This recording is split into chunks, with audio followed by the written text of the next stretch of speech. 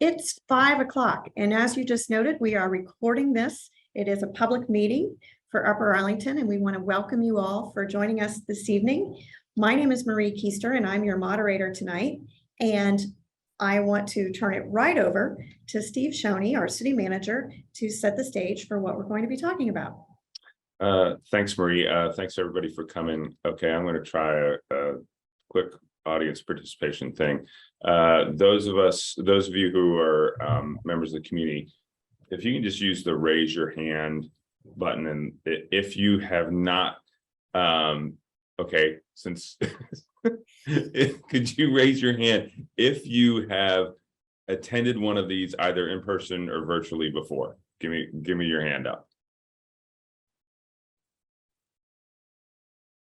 Just okay, so we got a few folks. Part of what I'm trying to gauge is the degree to which we need to go back through old stuff. All right, so we got a few folks who've been here, a few folks who haven't been here. So for those of you who haven't been here, been to one of these things, welcome.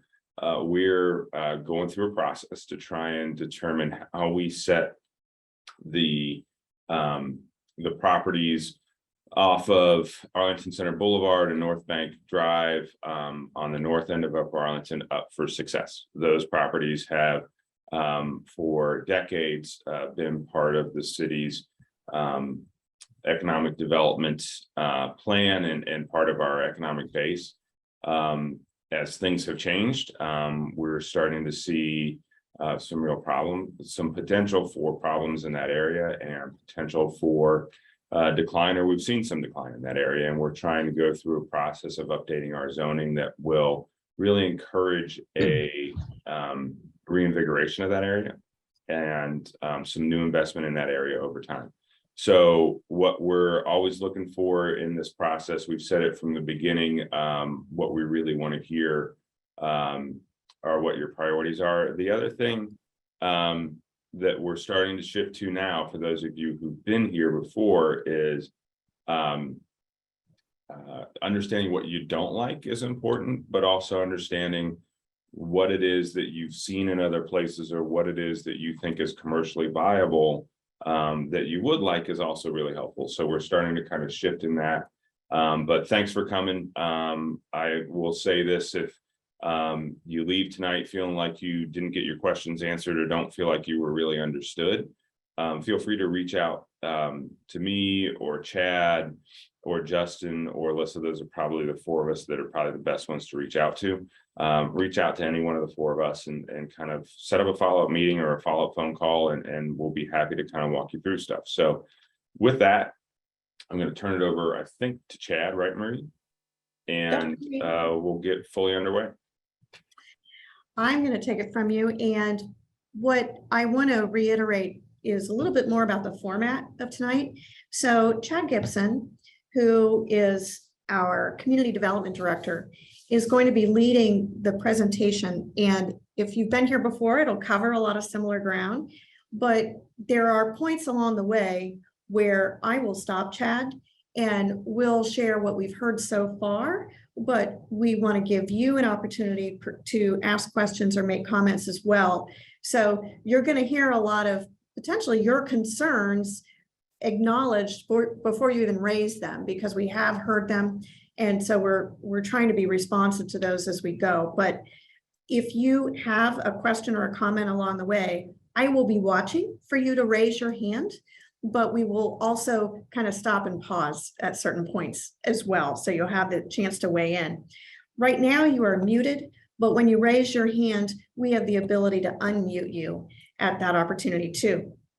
I would ask that when we do call on you, be respectful of everybody's time. And, there comes a point where your comment will be heard, and we just ask you to be succinct in that so that we can get you out of here in a reasonable amount of time. The other thing is, you see a lot of people on screen here. These are members of the Upper Arlington team who are getting those emails, who are responding to your concerns and making sure that we're prepared for tonight. You're going to meet Chad. You're probably are going to hear from Jackie, our assistant city manager, Joe, our economic development director, Emma, our community affairs director, she's going to make sure everything runs smoothly on the technology side. Justin and Alyssa, who are both planners for Upper Arlington. So they're all ready to answer your questions. All right, Chad, back to you. Thank you very much, Marie. Good evening, everybody. Thanks for your time and attention to tonight's webinar, I guess you could call it, public meeting. And for those of you that have been on this or been attended these previously, we've got some new slides in here to keep your interest and also, sort of respond to some of the issues that we've heard so far. So moving forward with the presentation, please. Okay, so the bold line that you see is where we are tonight. As you can see, there's been a considerable amount of outreach that has brought us to this point, with a lot more to go, including a BZAP meeting this Wednesday at 6 o'clock, and then at least 3 council meetings that we know for sure in November, the 7th, 14th, and 21st. So a lot of opportunities in the past and moving forward for input on this issue. Okay, so just jumping in with a description of the subject site. The map that you see in front of you, we're talking about the area that's highlighted in light blue. North is to the top of the slide. You see Henderson Road, generally east and west, going from left to right or right to left across the top of the screen. Arlington Center Boulevard running north and south, and then North Bank Drive sort of branching off to the west within that highlighted blue area. The proposed zoning does not change any of the adjacent zones. So not Concord Village, not the park, not things on Durka Road. It's solely proposed for the area in the light blue shading, where you have some businesses that we'll get to in a minute. But this is roughly 34 acres. It's over 450,000 square feet of office. So in terms of land use for the entire city, office and commercial is just a small fraction. So this is an important revenue generating site for the city of Upper Arlington, and it's currently zoned office and research district. As I mentioned, we've added some slides to the presentation, and these are fascinating to me. I'm a city planner by trade, but seeing how property develops over time is really fascinating. So 1980 is your aerial photo on the left, and 1994 is your aerial photo on the right. These are in black and white, which makes them look even older than they actually are, I think. But as you can see on the photo on the left in 1980, several office buildings that have already been constructed along Henderson Road and along North Bank and Arlington Center Boulevard, where Concord Village was just getting going. So that's pretty interesting. And then on the right from 1994, you see those office buildings at a little bit of a closer scale. And one thing I'll point out is all of those parking lots are full. And that's not the case today. And I think that's the key reason why we're entertaining these zoning changes, is because we've noticed that as well, and we're trying to get ahead of potential further decline. Yet another color photo, this one from 2004. You see those parking lots full, probably a little more clearly, but you can see all the different office buildings, lots of different property owners, some medical office, some general business office, et cetera. So that's the subject area we're talking about. And of course, you have the park to the west, along with homes along Chevy Chase and Stonehaven, as well as Concord Village to the south across the lakes. And again, just to familiarize with some of the existing development that's there, starting top left, buildings, actually several buildings owned by National Church residences located along North Bank Drive. And then top right, Hamilton Capital, which is along Henderson Road, that southwest corner of Henderson and Arlington Center. Bottom right, the Columbus Aesthetic and Plastic Surgery Center, which is located along Arlington Center Boulevard. And then finally, bottom left, Gauche Enterprises, formerly CompuServe, AOL, Time Warner, then Tree of Life for a period of time as well. So that building is getting some significant reinvestment inside currently, several $1 million worth. So just to kind of give you a feel of what's there now. So why are we here tonight? We want to make sure that this area of town remains vibrant and it supports our wonderful community. As I mentioned, office use in the city of Upper Arlington, we have very little ground in our 10 square mile town that's zoned specifically for office. And we understand that trends nationwide are showing that standalone office parks are failing. You're seeing more and more vacancy, and the pandemic has exacerbated that with lots more folks working from home. So our thought is to align our zoning with current market conditions. Right now, there's roughly 13,000 and change square feet per acre of office in this area. And one of the issues that we're considering is to enhance the zoning and modernize it with at least a minimum benchmark of 10,000 square feet of office per acre, which again, from our research, can work. And the name of this district could be a PMOD, a planned mixed office district. And obviously what's important is how this zoning and these office sites could relate to neighborhoods both across the pond and nearby. So as I mentioned, some important thoughts to consider while we're talking tonight. Large single-use office complexes are outdated unless you have something really special going, like really good freeway visibility. You're going to struggle if you're an office, if you're going to be a standalone office park. Income tax is the lifeblood of the community. We have our own police and fire departments, which are 24/7 operations. So that 2.5% income tax for every worker that works here in Upper Arlington is critical for our fiscal stability and really for our operation. And so, you know, it's always a good idea to make sure your zoning code is fresh and that it aligns with what's going on out there in the real world. And probably the most important bullet on this slide is that we know for a fact that National Church Residences, they have their headquarters there on North Bank Drive, as well as Gauche Enterprises. They're both entertaining significant redevelopment of their sites. We don't have specifics on either of these, but we've talked with both of the businesses there, along with other businesses in this district, and we know that those two are seriously considering changes to their property. So we want to get ahead of that and make sure the zoning is right.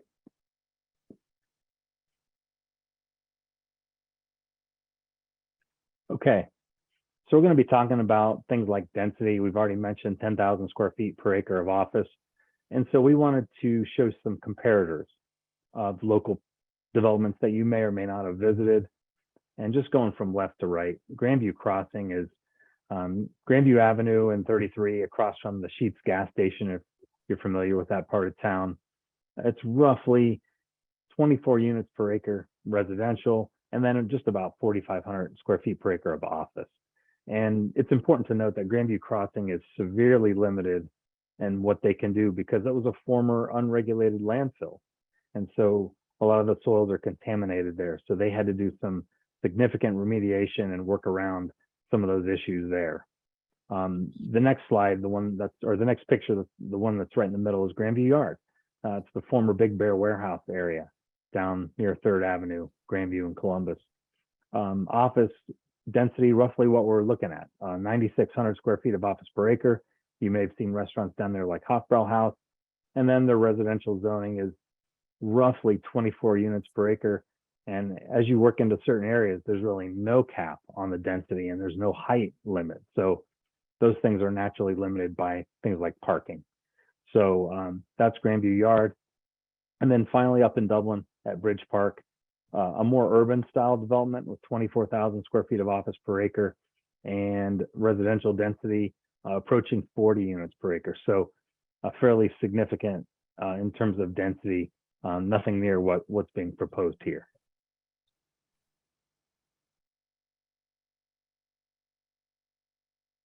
Next slide, please. Okay.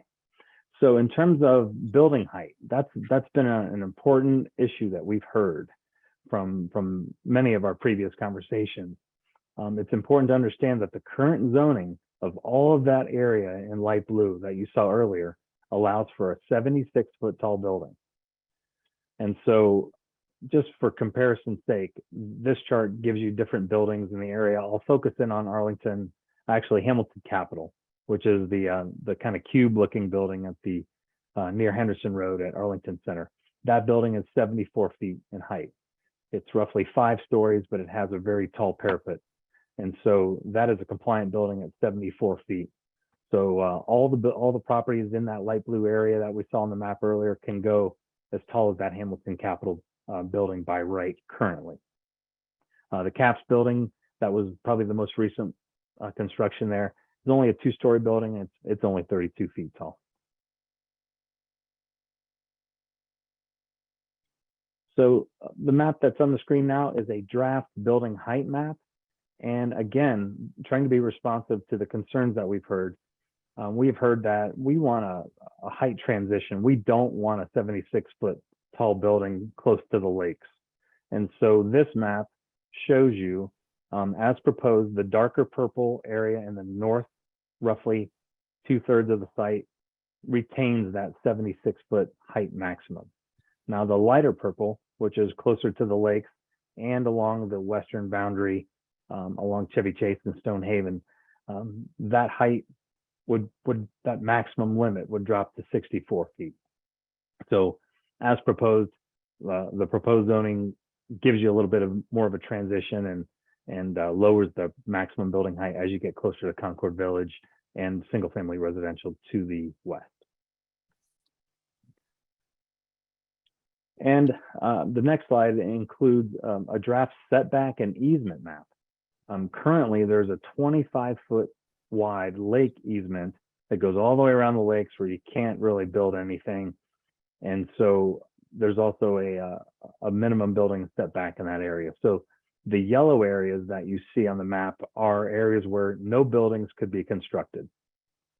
So it includes from the property line a 40-foot setback along that south property line plus the 25-foot wide lake easement.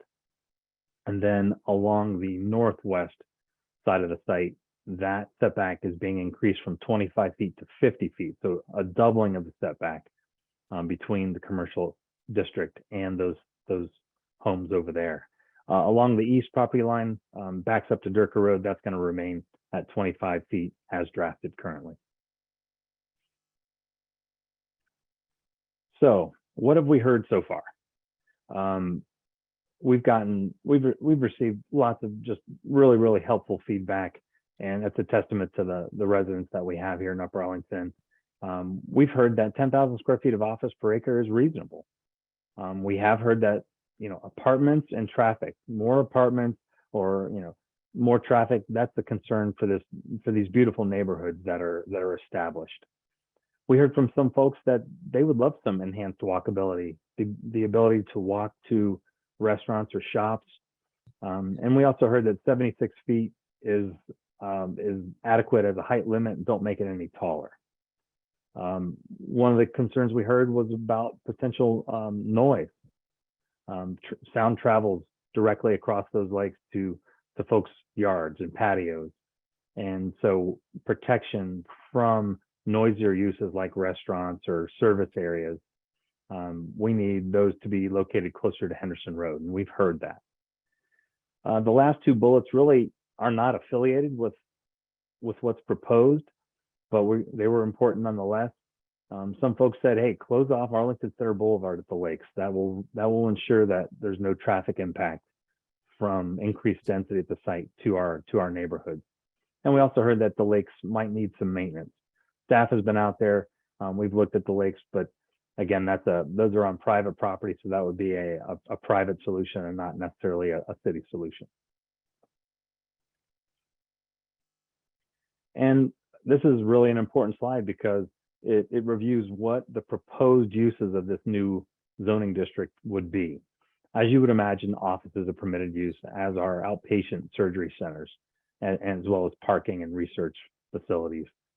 And this is the important caveat. If you have 10,000 square feet per acre of office on your site, you are then allowed these secondary permitted uses.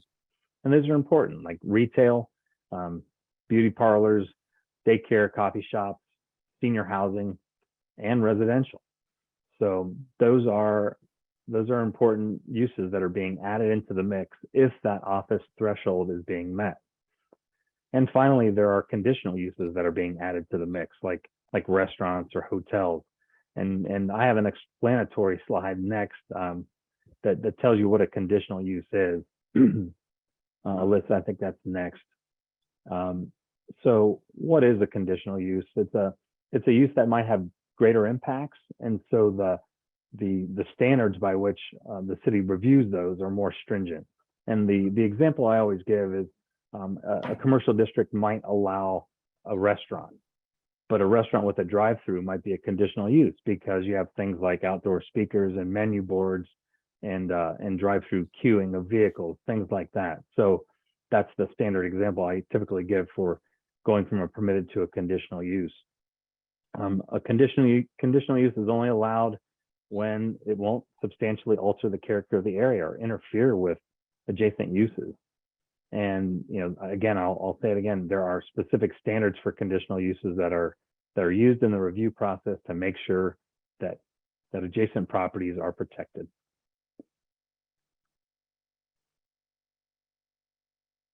Okay, I've been going for a little bit, but I want to tell you what the proposed development standards are.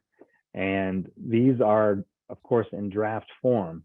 And the first couple are remaining the same. We have a minimum lot coverage of 80%. You can call that a maximum lot coverage of 80%. That means a minimum 20% of green space. We have minimum parking ratios for the different uses, which is going to stay the same. The maximum residential density is 35 units per acre. And of course, that sounds like a big number, but you're limited by all these other requirements, such as parking and green space. And that's why we put those in order, because that density is severely limited by everything else that you need to do. The slide with the yellow buffers gives you those setbacks. You see the 50 foot along the west, 0 along the park, 25 on the east, 40 on the south, plus the easement, and the north 10 feet roughly. The draft code currently limits restaurant hours and limits their service area location. And then of course the height, which we've talked about, a maximum height 76 feet, which is the same, but as you get closer to the lakes, it drops down to 64 feet. Regardless of the outcome of this, the major site plan process still applies. And that means that after this zoning is done, should somebody come forward with a site plan change, that has to go through the public review process where folks are going to get notified and there's public meetings. So to sort of summarize, the proposed zoning gets you increased setbacks, it reduces the building height, and it ensures office is the primary use, but it also allows these other secondary uses once that 10,000 square foot per acre threshold is met. Green space requirement remains the same, as does the 25-foot lake protection easement. Okay, Chad. Let's go back to the slide before and be ready. Actually, maybe Justin, be ready. We may go to a map here in a minute of the draft setback map. All right, so I'm sure there are people with questions and comments. So if you would raise your hand, I'm going to try to see if I can catch your hands in the order that they go up, and then I will call on you. Lisa, you're the lucky winner. Emma, can you help unmute her? Hi, can you hear me? Yes. Yes. Okay, thank you. So I made some comments at the last meeting, and I guess, I've had a chance to think a little bit more through some of the issues. We live on Chevy Chase Avenue, so we are adjacent to the area that you're talking about in question. When we bought this house almost 20 years ago, we gave serious pause and thought to the fact that it is adjacent to office buildings, but because it was office buildings and that was something that we knew would only be used during the day, during the week, we felt that it was acceptable. Had it had the type of development that you're proposing allowing, we would not have bought a house adjacent to this area. And I feel that it would significantly have the potential to significantly decrease property values to the homeowners that are really close to these parcels. I don't think that the 76 versus 64 foot height difference really qualifies as a buffer. I think that if I'm not mistaken, a 5-story is probably about the 76, and that the 64 would probably allow a 4-story building, which to me doesn't really qualify as a buffer to be adjacent to single family homes. I think that's way too high. I think something in the 2 to 3 story range would be more reasonable for that area. Now, I understand the point that's been made that it's already 76, but that's different. That's a different use. Office use is different from the way that it would change the nature of the neighborhood to change it to mixed use, and have the likelihood of multifamily housing that would affect us 24/7, everyone in the neighborhood. So I know that the point was also made that you can't take away too much from the current property, the commercial property owners, and by lowering the height more than you are proposing, they could claim that you're taking away from their property. But ultimately, by changing the zoning the way that you're proposing, you are increasing the value of their property significantly, and at the same time potentially decreasing the value to the homeowners. So I feel like there needs to be a balance here, to balance the interests of the surrounding homeowners with the commercial property owners. And I don't think 64 feet for the minimum, or for the maximum, excuse me, I don't think the 64-foot height does that. I think that's too high to be, I think that's way too high to be directly adjacent to single family homes. I don't think that qualifies as a buffer. So So Lisa, go ahead. can you wrap up? Do you have another point in addition to that? Yeah, I have 2 more, and I will try to be quick. I personally would rather see the zoning stay the way that it is. And if there are commercial property owners that have developments that they would like to propose to make changes, to see that just done on a case-by-case basis. One other very quick comment that I have, the question number 1 in the survey that you had that talks about 10,000 square feet of office space, when I read through the answers, and I didn't understand it either when I first read it. I think it's misleading because it has no context that includes how many square feet per acre would be the total proposed use. And I don't think people understood what that meant, and I didn't either at first. And I don't think that, I think the answers to those should be taken with that in mind, that I don't feel that people understood what, without the context of how many square feet per acre would be the total proposed use. I feel like that was a misleading question. That's all I have to say. Thank you. Thank you, Lisa. And I will acknowledge too, that survey was done early on. And I think we've all learned since then how to explain the context a little better. So that's really good feedback. And it was not considered a vote per se, just another piece of input. I want to pause here for a second. Christy Walters, I want to get to you next, but Chad, Steve, do you have any comments? And while they're responding, Justin, would you go back to that setback map now?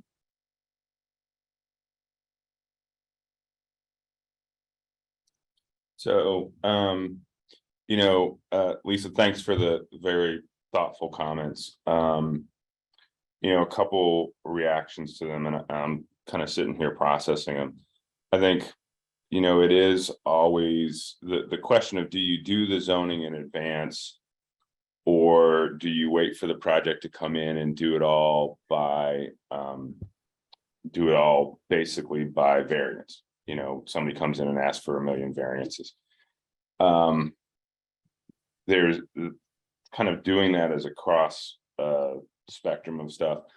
What I've had in my experience, and I think Chad has in his as well, and we come at it from kind of different places, literally, is that doing things by variance ends up pushing you into worse decisions. I think you're better off if you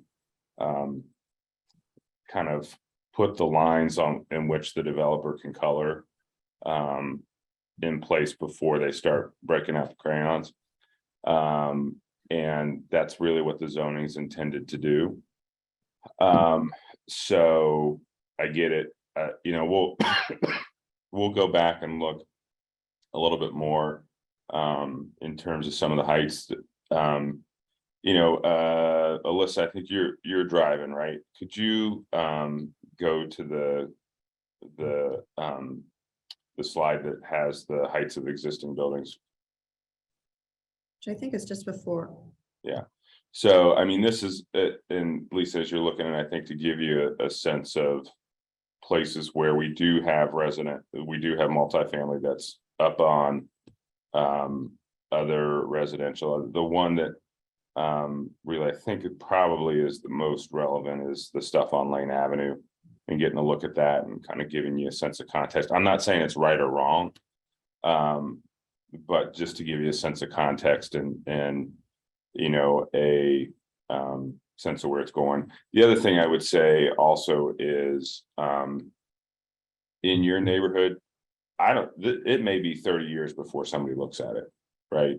To do a redevelopment up there would require either building a parking garage and or you know, getting rid of the existing building up there, both of which are very expensive propositions. So, you know, at some level, you know, excuse me, I would see that being a medium to long term at best kind of proposition that we would see somebody coming in. But we also want to be really clear about what is and what isn't allowed in case somebody is looking at it that we're not aware of. Great, The thank you, one thing Steve. I would add, sorry, Maureen, one thing I would add is that we've also prohibited access to Chevy Chase and Stonehaven in the draft code as a response from you, Lisa, and others. That's unprecedented for us and something new. So we have that in the code so we can keep access toward that Arlington Center Boulevard and North Bank Drive. Thank you, Justin. We might want you to include that on a slide coming up. That was good information. Okay, Christy, you're up next.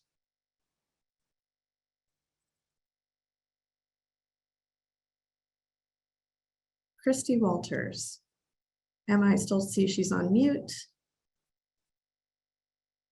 Sorry. Did I click it? There you go. You're Okay, in. sorry. Oh, I good. have kids and dogs running around the background, so sorry it's a little hectic here, if you can hear me. We moved into our home 2017. We are adjacent-ish, and I just wanted to comment that we are excited about the potential walkability of a development like this. So thank you for considering this and having these community conversations. And also, I had a question about whether the Lane Avenue adjacent homes, if there's data showing, I heard their home values have increased. Yeah, I can touch on that initially.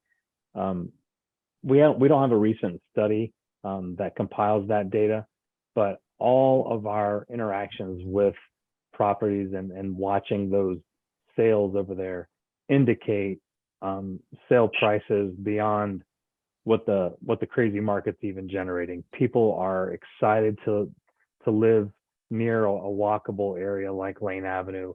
And so we have not heard one instance of a property losing value because of the development that's been done on Lane Avenue. Yeah, that's what we had heard that just conversationally with friends who live around that area. So I just didn't know if there was some data supporting that. But we are very excited about the walkability of something like that near us because we're obviously not by Lane Avenue. And also a friend had a quick question also about, has Lane Avenue development reduced single family homes? And then that's all that I have question-wise. When you say reduced family homes, reduced the availability, reduced maybe, go ahead. Like single family homes that are being built, are they being replaced by other things? I see. Like, yeah. Not unless they were the ones on Lane Avenue or kind of one or two houses in, that were kind of absorbed by the development. I just went ahead and pulled up, one of the houses on Chester, that is immediately adjacent, to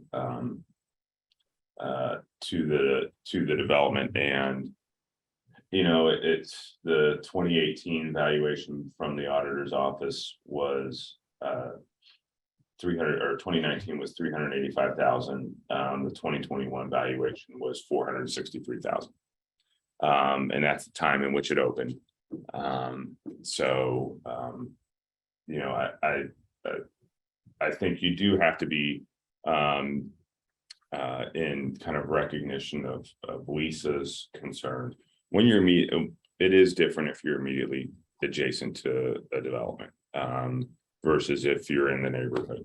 But even with those properties that are immediately adjacent, we haven't seen a significant negative impact on property values, because there is, among buyers today, particularly younger buyers that are looking at buying now with their own kids, a desire to have that walkability and that access to additional services.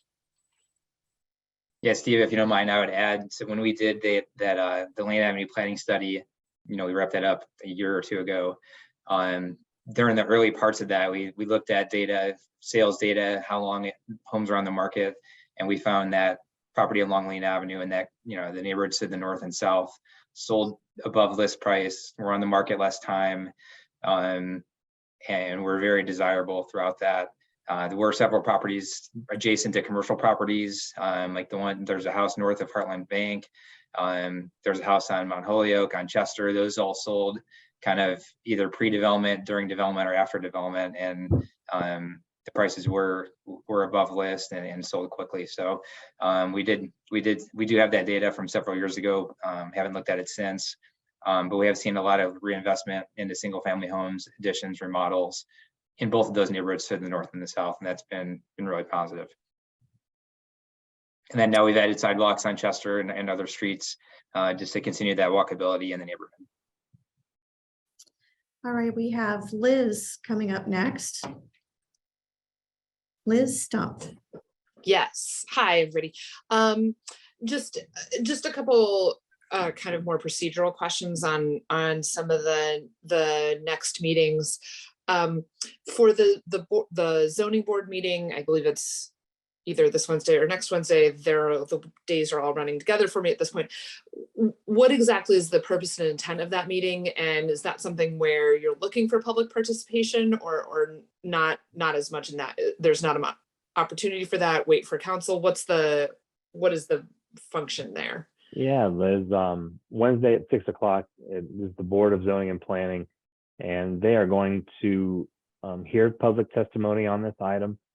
Okay. And then they were ultimately going to vote to provide a positive or a negative recommendation to City Council on the proposed zoning text. So that is a great opportunity for public input, so that they can make their decision on whether or not to recommend or not to City Council these changes.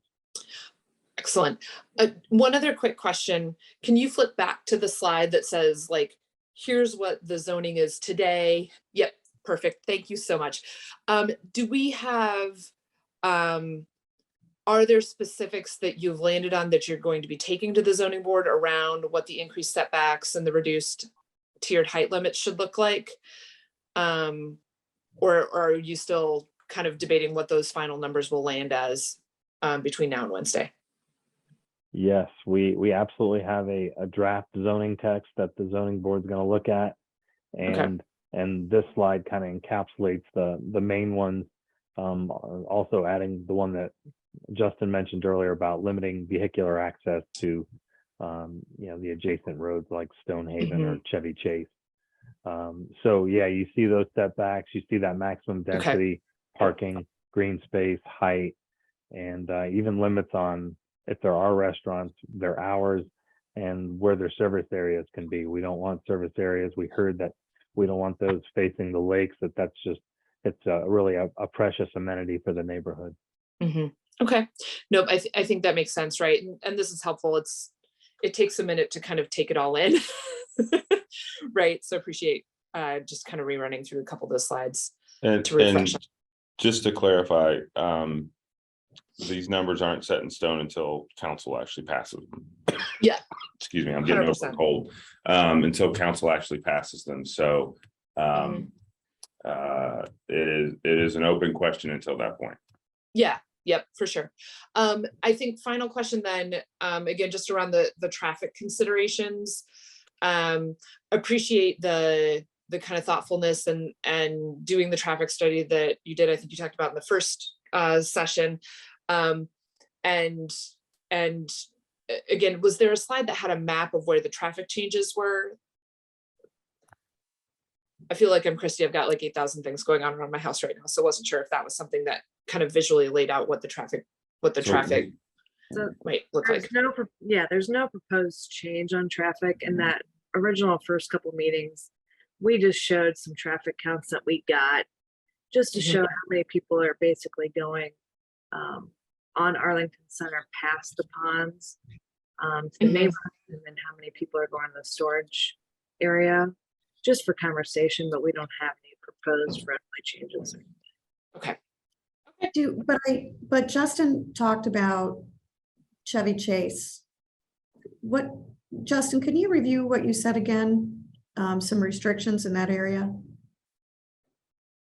Yes, so we added a line in the proposed code where someone could not purchase property along Chevy Chase or Stonehaven or get some sort of access with an easement or otherwise to use either of those two streets to access their property or their building. Just so we can keep that western buffer of the zoning or western district boundary the same as a protection measure. Great. Okay, so I want to get now, and forgive me, Liz, but I want to get to first Ellen, then Ramya. I may not be pronouncing that correctly, and then I want to get back to Lisa. So let's see, Ellen. Yes, hi. Hi, my name's Ellen Robbins, and I live across the street on Henderson and frequently use the park for walking my dogs and playing with grandchildren, etc. And so I'm very interested in this area. But my question is, are the proposals about repurposing these buildings that are already existing? Or are we going to look at leveling what's there and building something totally new and different? I'll start and folks can chime in, but I think you're going to see a mix. Right now, Goshen Enterprises is investing close to $9 million on interior renovation to that structure. So we know that sort of reinvestment is already ongoing. The Columbus Aesthetic and Plastic Surgery building is relatively new, so that's a recent investment. Now, when it comes to places like National Church Residences, we know that several of their buildings are outdated. And so they are talking about knocking down at least 2 of those structures and building new. So, at least in concept. So what we're seeing is just a mix, but in general, you're going to see a lot of these outdated office buildings go away and be replaced altogether. Okay.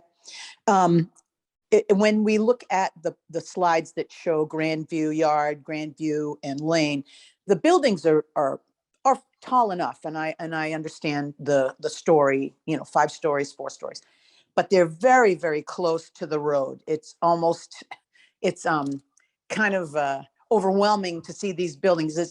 Is there any setback? And I must have missed it if it's already been explained, but is there a setback away from North Bank and a setback away from Arlington Center Road for some of these, for these kinds of development?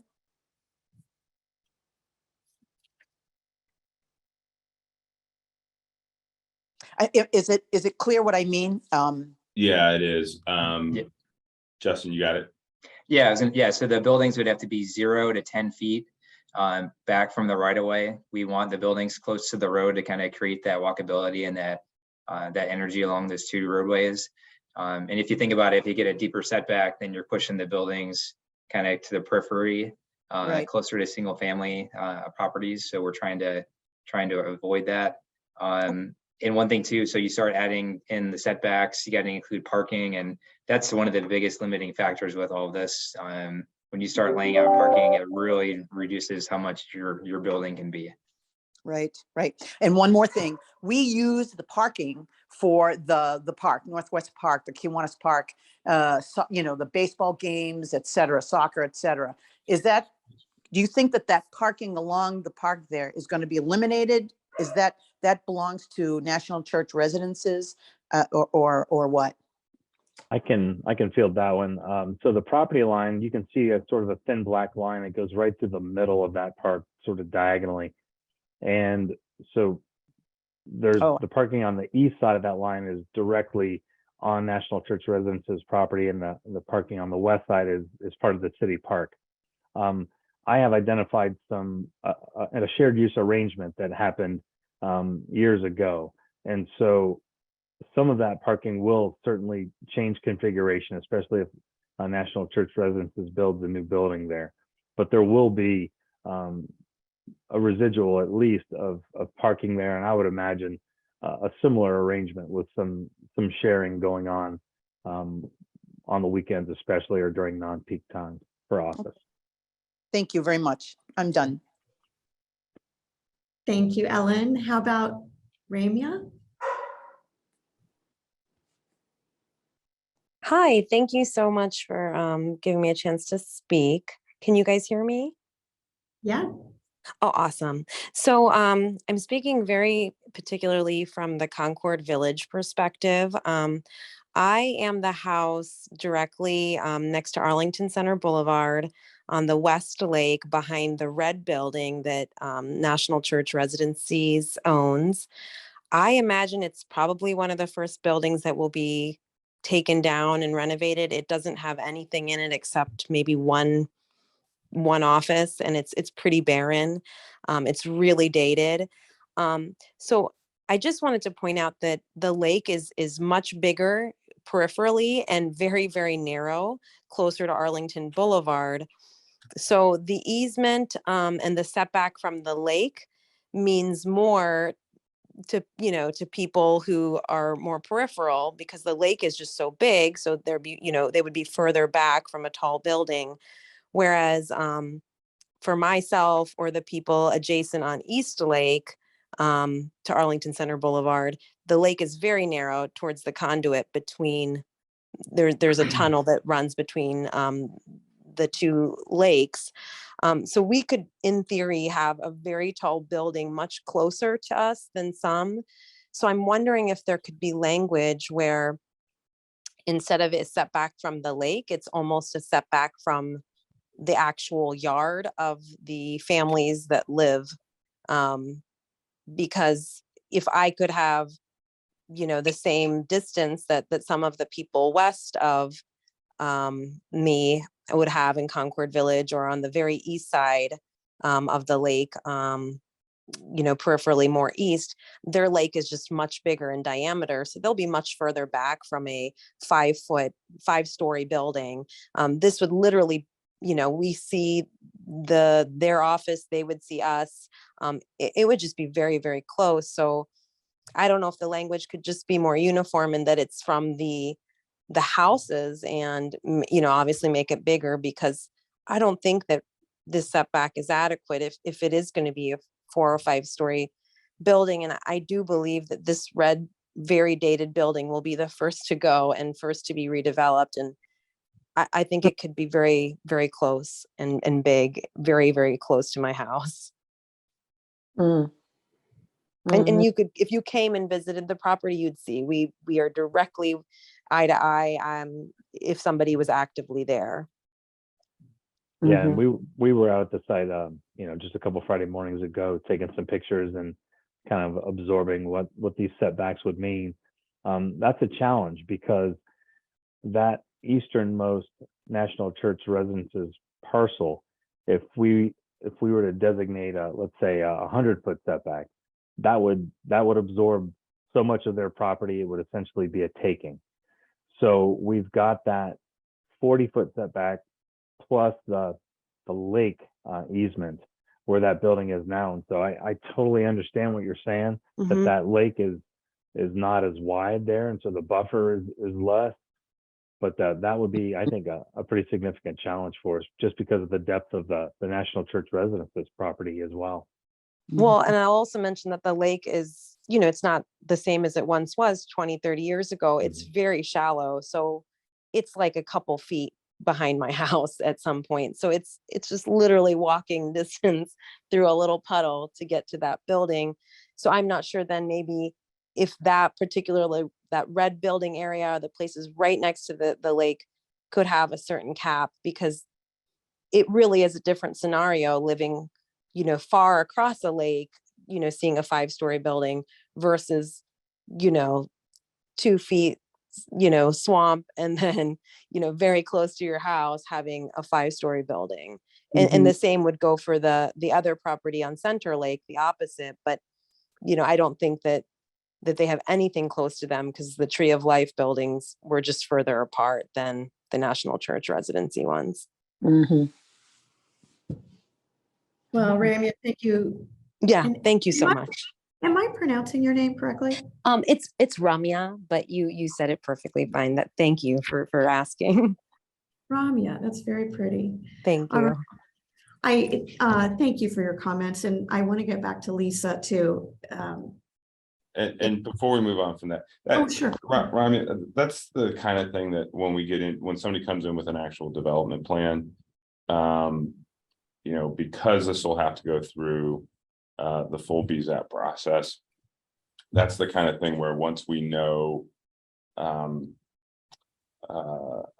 a plan is laying out, if we look at something, we can talk with the developer and their architect and their site planner and say, okay, we understand what you're trying to accomplish. Can we move this way? Can we, how can we squeeze the balloon in different ways to try and get things to match? Because one of the things that's hard to see with the zoning code is that the parking really becomes part of the limiter. So things won't be, it won't be 65 feet, a wall of 65 feet. You can't make that work unless you're going to build a whole lot of structured parking, which makes it all financially unsustainable. So kind of figuring out where that height and where that density is actually going to go is part of the art that comes in when somebody comes in with an actual proposal. And so there is opportunities to do that. But you're asking all the right questions, and you're worried about the right things, and we're trying to think those things through. Think those things through as well. Thank you. Thank you, Ramya. Okay, Lisa.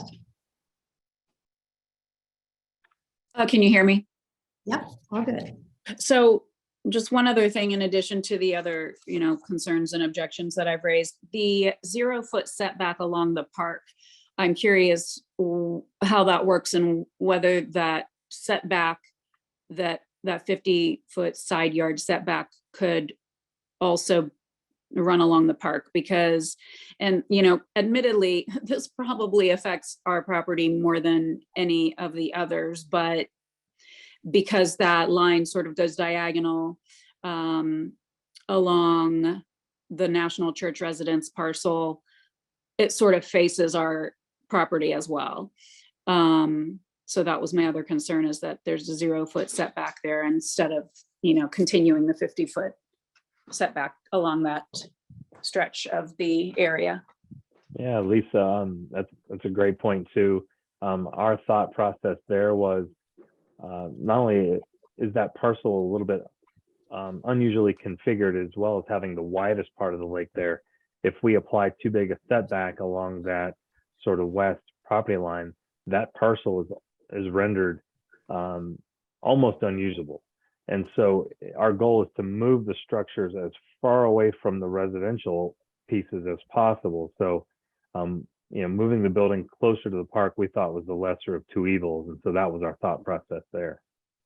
And I had a question. I don't know if you can answer this. Do you know how far set back the current buildings in the National Church Residences property are currently? Do you have any idea how far back the current buildings are set back from the road or from the edges of the property? I can help with that. So it kind of depends. You can see on this map in the bottom left-hand corner, there's a 40-foot scale. So i- from the west property line, I would say it's probably the closest point is 10 feet. But it really just depends on which building you're talking about. But for reference, that scale down there is in the bottom left corner. Okay, thank you. And we also have, sorry, just to add, we also have our online GIS maps where you can measure things. So if you'd like to reach out to us afterwards, we can provide you with more details on those measurements. Or Alyssa, can you somehow post that to this? It is a handy tool, because it gives you the ability to make some of those measurements yourselves. Yeah, I'll comment that in the comment box. Okay, thanks. You might have to put that in the Q&A, Alyssa. All right. Okay, how about other questions, other comments? Really, I think great thought-provoking questions and comments. Appreciate how people have really done their homework and had kind of a chance to digest things some more. And I think it was interesting, you know, both Lisa and Ramya, that, you know, Steve talked about that site planning process and squeezing the balloon. You know, so once there's a proposal, there are those opportunities to challenge the architects and the developers to be respectful of their neighbors. Any other questions? Okay, Jay Sambo. And it looks like you're unmuted, so you might just go for it.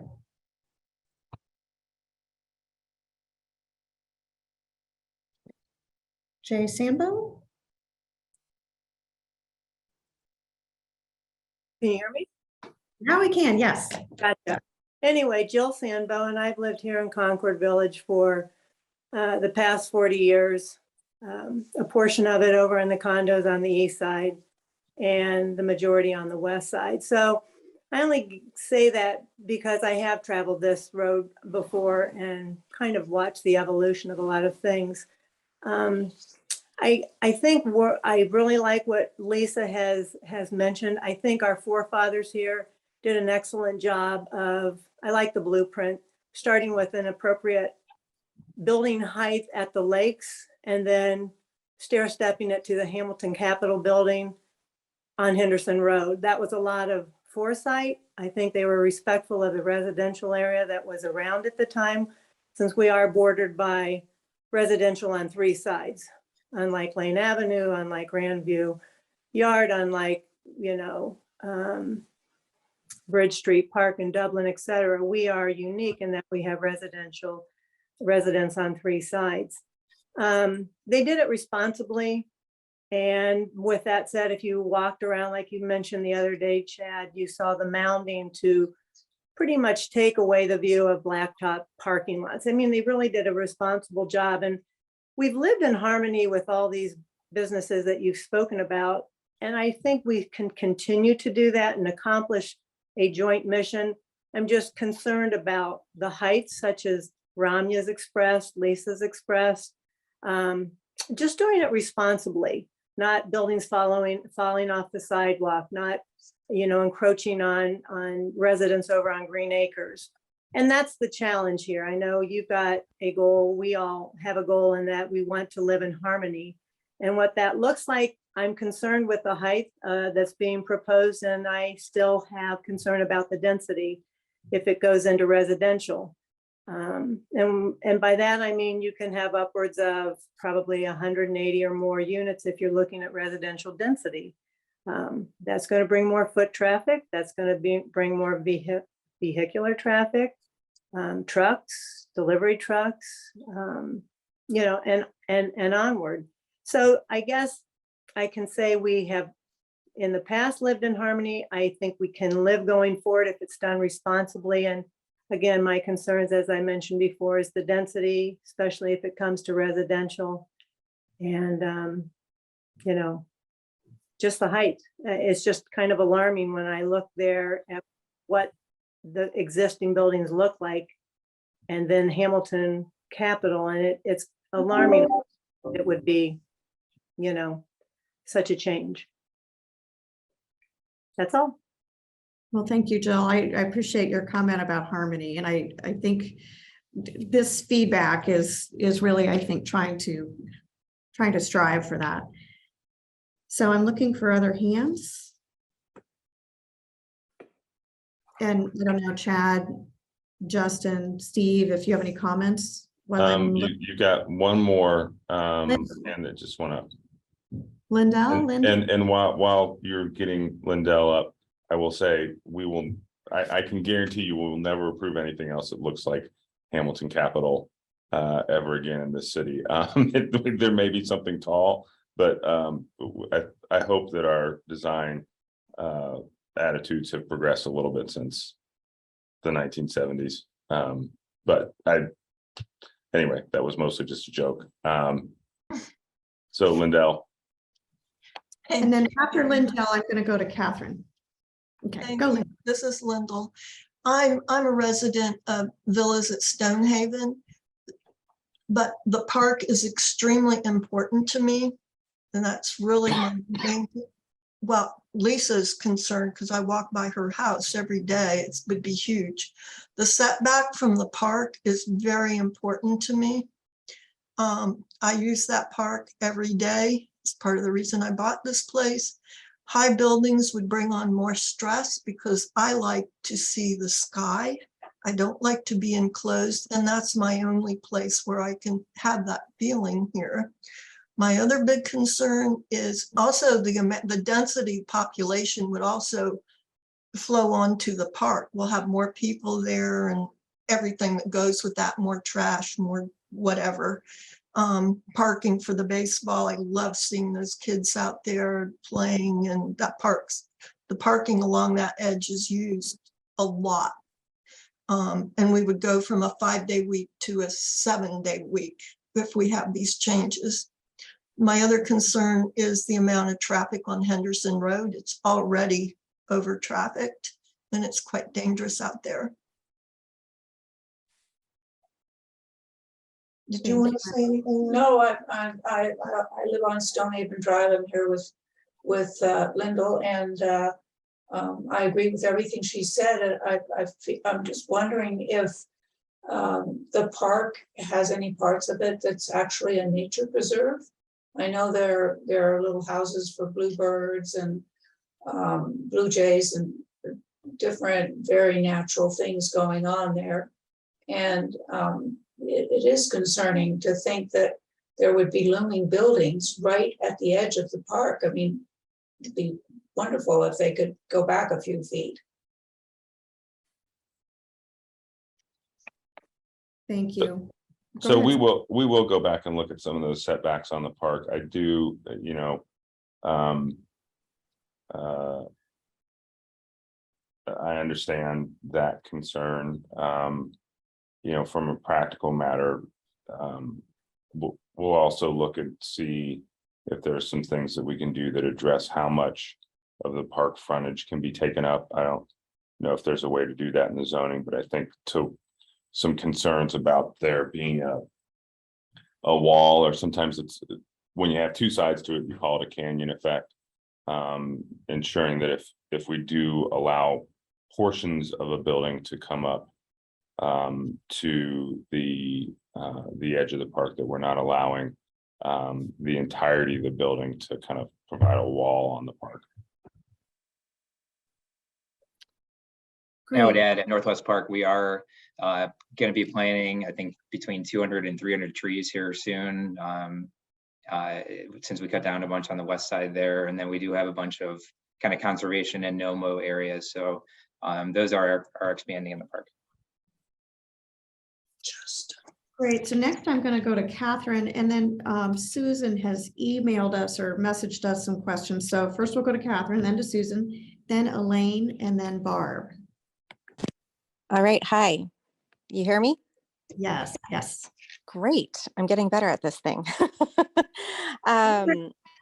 Yeah, no, I very much appreciate the consideration you're giving to residents and concerns, and making sure that, you know, the more voices, the better design and consideration that's given. But I also wanted to say, I know there's been concern about density.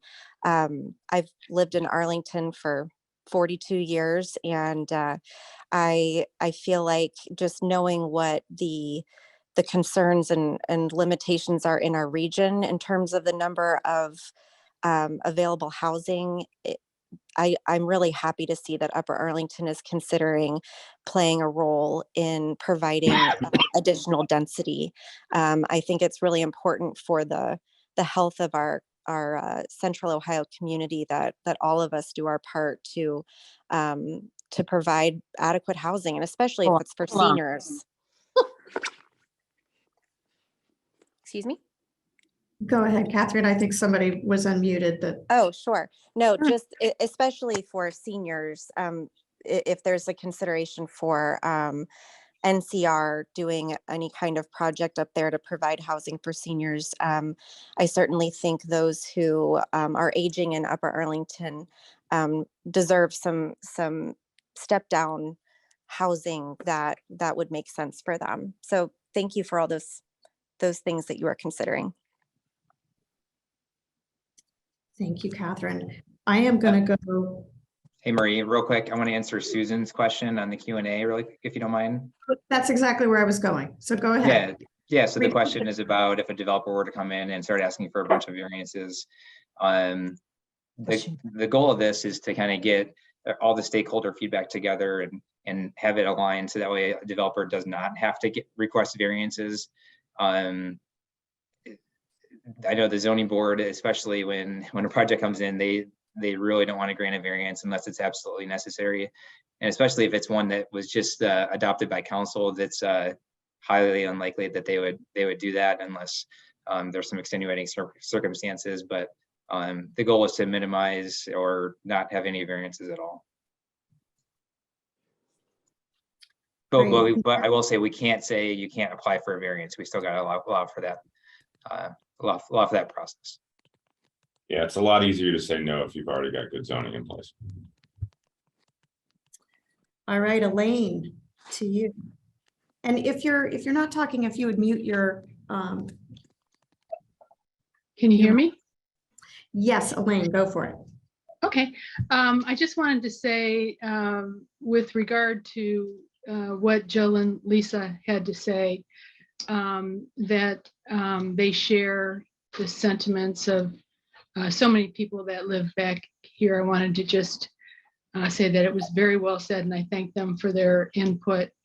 I'm not sure that, you know, the city hears what they're talking about back here as in regards to the height of the buildings, because 64 feet is massive when it's in your backyard.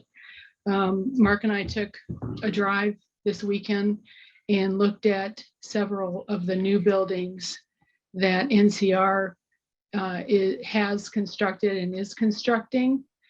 And until you see them up close, you don't realize how huge they are. And these were 4-story.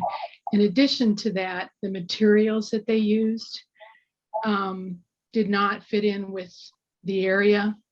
Very cheaply made, not very attractive. The only thing that they had that was, you know, honestly going for them is the construction that they had in Worthington at the Hartford. And that was 2 and at some point 3-story, but very tastefully done.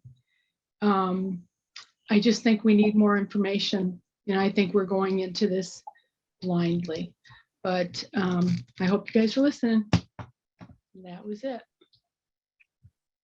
Well, thank you, Elaine. All your comments are greatly appreciated, and I assure you everybody is listening. Barb, you're next. Okay, Barb, we need to unmute you. Oh, yeah, I think this is actually Paul. Oh, hi, Paul. Hi, Barb's right here. I just wanted to emphasize what Ramya was saying. I'm on the further west on the lake from her. I believe I mentioned this last time, but the just the concern about having very tall apartment buildings, let's say, across the lake. I know it's says to be tiered, but 64 feet to 74 feet is not a lot of difference. It's going to be, if it's right on the lake, it'd be just dominating the lake if they put in 5-story apartments right across there. Probably even more so down where she is at, where it's very narrow. The other issue that I wanted to suggest is, I know the city does not own the lake, but in rezoning, I don't know if you could somehow put something in there that any new tenants, any new development would have to contribute to the lake maintenance, as NCR does now. It's going to need some serious work. It's 40 years old, maybe dredging. There may be other things as well. I'm not an expert in that, but I don't know if that could be included to insist on that for any new development. Justin or Chad? Yeah, that's a tough one. I mean, the lakes are entirely on private property, from what we can see. And so, for example, National Church Residences looks to own roughly half of the western lake, and then the condominium owners via the association probably own the southern half. So that would be tough, but that's certainly something we could research and see if there's options of any sort of impact fee or anything like that we could somehow incorporate. Yeah, with any development project, there's the requirement for kind of engineering plans, and included in that would be a stormwater review. So we would get a good look at how that would all work, and then that's a good opportunity to really do a good assessment on the lake. Okay, Lyndall, you have your hand up, and the way I have this order is Lyndall, Jill, Liz, and then Catherine. So let's try Lyndall first. I may be wrong. Maybe you've left up your hand because you want to say something again, or you already did it and you didn't take your hand down. So bear with me. Lyndall, did you want to add something? I don't think so. I think I was up and I think I've said what I wanted to say. And so thank you. Thank you. Jill, I'm going to give you another shot. Yes, just ever so briefly, I wanted to fill in what Paul was saying. Historically speaking, the businesses on the north side of the lakes, and this has been all of them across the board who have been partners with us, have contributed 50% of the expenses for the lakes. And you all might know that, possibly you don't, but that's when I was saying living in harmony. They've been good to do that. And as Paul mentioned, there's some big money coming up with the lakes. And I do agree with what Paul says. It would be nice to have a shared, because we can't bear the brunt of it alone. You imagine living over there on Montague, you don't see the lake, but you're putting your annual fees into something to keep it from drying up. So I like what Paul's suggesting, if there's some way, and historically speaking, they have always participated, whether it's with treatment of the lakes, putting fish in the lakes, et cetera, et cetera. So just wanted to fill in the history on that. Thank you. Liz. Yeah, thanks, Marie. I think just kind of reflecting and thinking about this conversation in the context of a few others, had the opportunity this weekend to connect with a number of folks in the community to talk about housing and the availability of housing in UA. And I just really appreciate the intention and the forethought. I think, Steve, you said it right. The best zoning, like if we can have our zoning in a great place, it makes it a lot easier from a redevelopment perspective to understand how do we avoid the variance conversations and things like that, which is ideal. And I really appreciate the forward thinking around how do we understand the needs of the entire community in Upper Arlington to create a variety of options, and understanding, thinking about the incredible pressures that are already happening today and are going to continue likely for the next decade in all of Central Ohio from a housing perspective, and and really kind of thinking through, ultimately, the makeup and the look of UA is going to change over the next decade, as is the rest of Central Ohio, and that's unavoidable. So just really appreciate, again, let's start to tackle this today, and this is one of those methods of doing that, and making sure that we're the ones that are in the driver's seat of how we evolve and how we change as a community. So, you know, I am not like Catherine and some of the others. I have not lived here for decades, plural. So I don't have a lot of that kind of experiential history, but one of the things I love about this community is how passionate people are about what a great place it is to be, how good the schools are, and all of those things. And it's thoughtful conversations like this that I think help us keep that essence while we continue to evolve to meet the changes coming at us. So appreciate it. Thank you. Thank you. And I'm seeing, Susan, you posted another question about, and you may have been referring to one of the speakers who said she had looked at different developments. I think I'm reading between the lines and your question is, did she look at Inniswood? So is Inniswood, bear with me. Can anyone interpret that question on our team? Are you familiar with Inniswood? Is that a national? Inniswood is a new development from NCR up in Westerville. Great. Okay, so it is 6:15. I am wanting to give anyone else that we haven't heard from yet an opportunity to weigh in. So Benjamin, Betsy, Betty, Brooke, Chris. I want to give you a couple more minutes if you want to raise your hand and ask a question.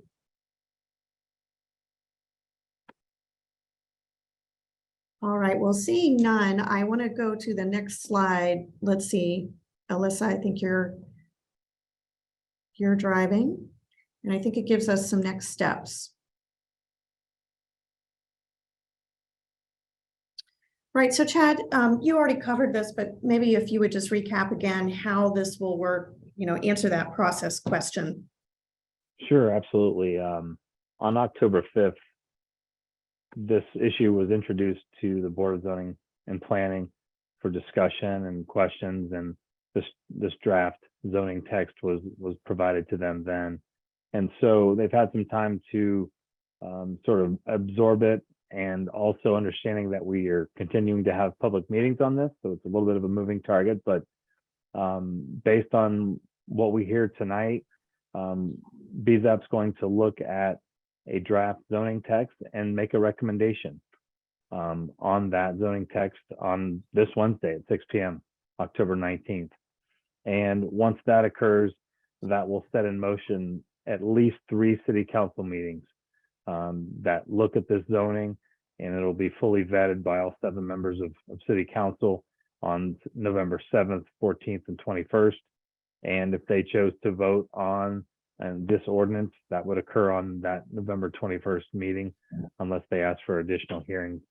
But that's the track that this zoning is currently on. So there are at least 4 more bites at the apple, if you will, for input and to let folks know how you're feeling.